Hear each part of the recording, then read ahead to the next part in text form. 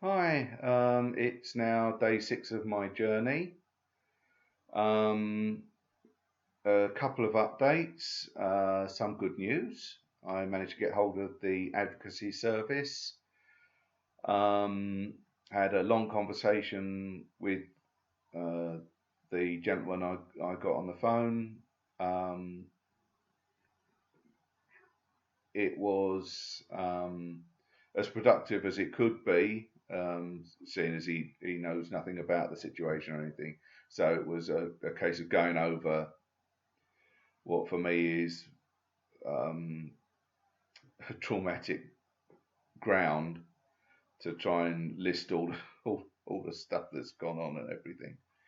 Um, but there's a slight problem. Although they can send someone with me, they prefer not to go. That's not because they don't want to help people, although it wasn't explicitly said. It's a time issue and the fact that they're stretched. I know they are. He didn't have to say, um, but he has given me some nice advice. Um, he has also said that he will meet me on Monday at a local place, um, to go and go through all the evidence I've got and help me prep as best I can be prepped. So that when I go in, I know what I need to cover, what I need to highlight. So it's basically coming up with bullet points, which is probably the best I expected. Again, not that I'm having a go at the service. They are doing a hard job, especially at this sort of time. I've also contacted Atos because some of the advice I've been given by people who viewed uh, some of my videos have said try and get it recorded, the assessment. Well, I phoned Atos to try and get that, to see if getting it recorded would postpone it, and I have become very angry. I know it doesn't seem it now, but if you'd seen me on the phone, and I wish I had been on camera while I was on the phone, because you'd see how hard it is. Um, uh, they said that no, the amount of notice I've given would be is fine, but, and this is the gigantic caveat, um, you, Mr. Cook, have to provide the equipment. It has to be capable of creating two simultaneous recordings, one of which is to be given to the assessor at the end of the assessment. Um, and I said, well, that's slightly problematic. I can't create two. Could I take my MP3 player, bring along my laptop, and in front of the assessor create that duplicate that copy? No, Mr. Cook. You cannot use um, a laptop, an MP3 recorder. Um, it seemingly no digital format whatsoever. Even if you're going to just do a straight copy, you're not allowed to do that. It has to be something that creates, although this is digital, creates two identical CDs at the same time, or two tapes at the same time. Now, I haven't got that sort of equipment to hand, so that's either going to cost me, or I have to find someone who can provide that for me for minimal expense, or just a lend for half a day. So I went on a different tack. After that, getting it recorded is nigh on impossible. I then said, well, is the person who's going to be assessing me going to be a mental health professional? And we got into a circular conversation, which is the thing that really angered me. I don't have the access to who's going to be doing your assessment, Mr. Cook. Well, that's fine, maybe not. But still, I need to know, is there going to be a mental health person there? Again, it was going around in that kind of circular motion. So tried to change the tack again. Well, the problem is if they haven't got the professional expertise in mental health, then, as is mentioned in the one of the useful links that I've included in the blog posting that you can get the help and advice and useful links from, a PIP assessor, actually a former PIP assessor, actually said that the health professional may not have mental health qualifications, and therefore everything that they do is subjective. And when I brought this up, the woman said, well, they are, yes, they may not have mental health qualifications, but they are qualified health professionals. And she rattled off a load, all physical health problems, or physical health professionals, none mental health. And she said that they are not diagnosing you. I said, I know they're not, but they are making a subjective opinion on my mental health state from the moment I walk in, which is what the former PIP assessor actually said in his or her article that they wrote. And she said, well, it's all based on the criteria from the DWP, a questionnaire based on what the DWP have come up with. And I said, yeah, and that's probably written by someone who has no knowledge of or experience of mental health problems. So really, I'm stymied right at the first. I am being literally persecuted, or anyone with a mental health problem is being persecuted straight away by a system that is not set up. If they are not going to have a mental health professional and be able to say it's a mental health professional going to be there, then it is a subjective opinion based on a bunch of based on how I act on the day, plus questions that have probably not been set by someone who knows anything about mental health, by a organisation that is trying to cut its budget. And I was told, well, you can appeal. Yeah, you can appeal, but who's going to pay for the appeal? And she said, well, you'll have to go through the DWP for that. And I said, before saying, well, thanks for your no help, and put the phone down, I said, yeah, so if I have to appeal through the DWP is really going to help me overturn a decision in its favour. And the conversation literally went round in circles, where I was put in the side of someone with a mental health problem going through this process, trying to get something concrete, concrete assurances that I was going to get a fair hearing from someone who actually knows what they're talking about regarding mental health, and getting nowhere.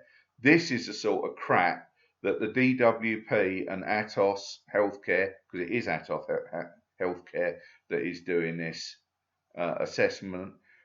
This is the mentality that we mental health sufferers are having to go through to get PIP or to keep PIP if we've got it. Luckily, I've got it at the moment. My condition is worsened, but as some people have said, even going to the assessment, going away from my home to go to the assessment will be part of the evidence they use against me. The reason I'm not asking for a home assessment, which you can ask for, is because if the decision still went against me, I don't want any more bad associations between what's happened in my life and my home. It's already filled with very painful memories. My divorce, the way that my ex-wife and I were forced to live together for God knows how many years, I lost count. The fact that I was sleeping on the sofa for 6 years, just over 6 years actually, the atmosphere that wasn't toxic but wasn't good for my mental health, all of those associations are associated with this flat. The trouble is, it is also my home. It also has some very good memories. So I don't want any more bad memories associated with it, which is why I don't want a home assessment. I want this to be over and done with. And as I said in the commentary box underneath the first video, I'm not after anything that I'm not entitled to. In fact, some people have suggested that I may be entitled to something else. I've been offered food bank vouchers. I don't need those at the moment. At the moment, I can afford to buy the food that I need. So I'm not going to take the food out of other people's mouths who are worse off than me. This is not about me trying to screw the system and get more than I'm entitled to. I am just trying to get the little bit of help that I need to get me through life.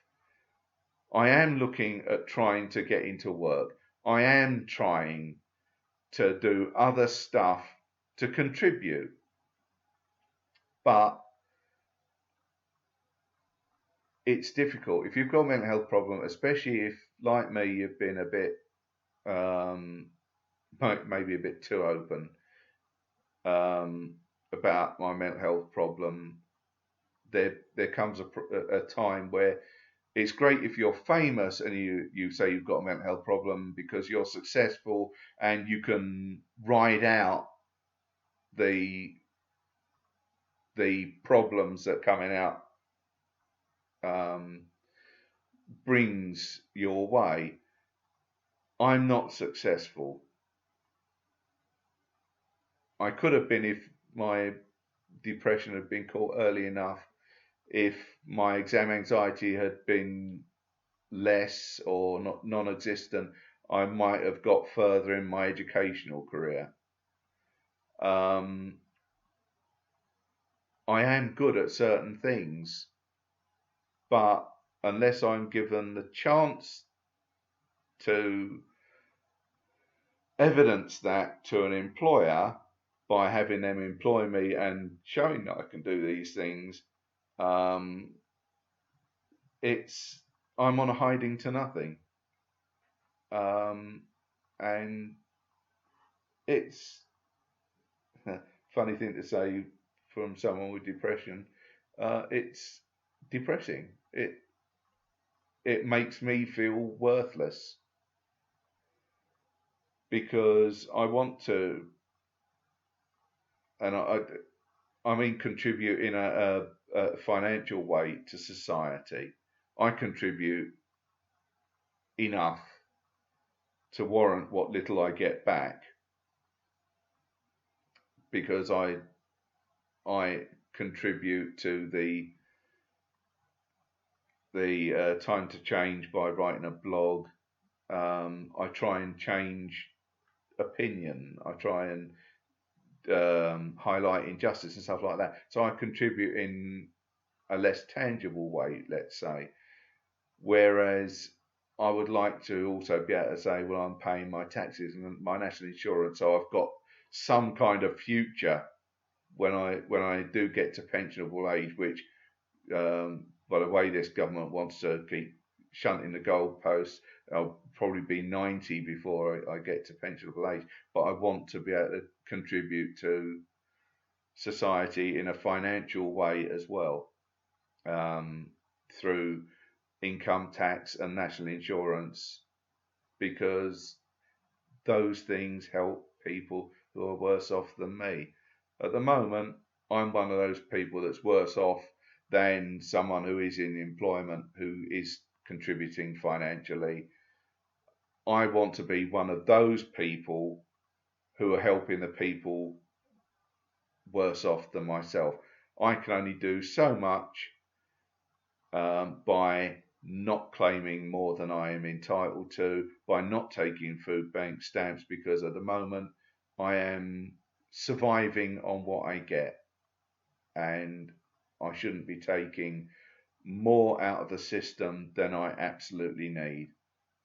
And in some ways I empathise with the right-wingers' view that there are some people who play the system and grab as much money out of the system as they can, even if they don't need it. And I'll take one example. David Cameron didn't really need to claim DLA for his son, because he had quite enough money to handle all the expenses himself. But that's the trouble with universal welfare. Everybody gets it, whether they need it or not, financially speaking. And I don't like the idea of means testing benefits, but maybe that's something that we need to look into. So people like David Cameron, when he was claiming DLA, and probably a lot more benefits, family credit and stuff like that, he probably went for those as well. People like that, when they've got enough money to live on in more than comfort, I think that they shouldn't have it. And I think that people who play the system, who don't really deserve the welfare that they get, I'm on the right-winger side on that. People who do play the system should not be allowed to do it. The trouble is, everything that's being done at the moment is designed to hurt those who do require help and assistance, do need that money, and not just because they want to sit on their arse and do nothing. It's because they actually need it to survive. So I know this has gone on a bit longer than I was intending to, but like I've said before, I ramble perhaps, but that is because I record these as live, and I'm not trying to edit out any negative stuff or any positive stuff. I'm trying to give an actual view of what is happening and my opinions on some of the stuff beyond that, but still trying to base it around the welfare stuff. So I know I'll probably have annoyed some left-wingers by some of my views towards the end, but I have to be completely honest, because then the right-wingers who say that we're not being treated like cattle or like numbers, as someone described it,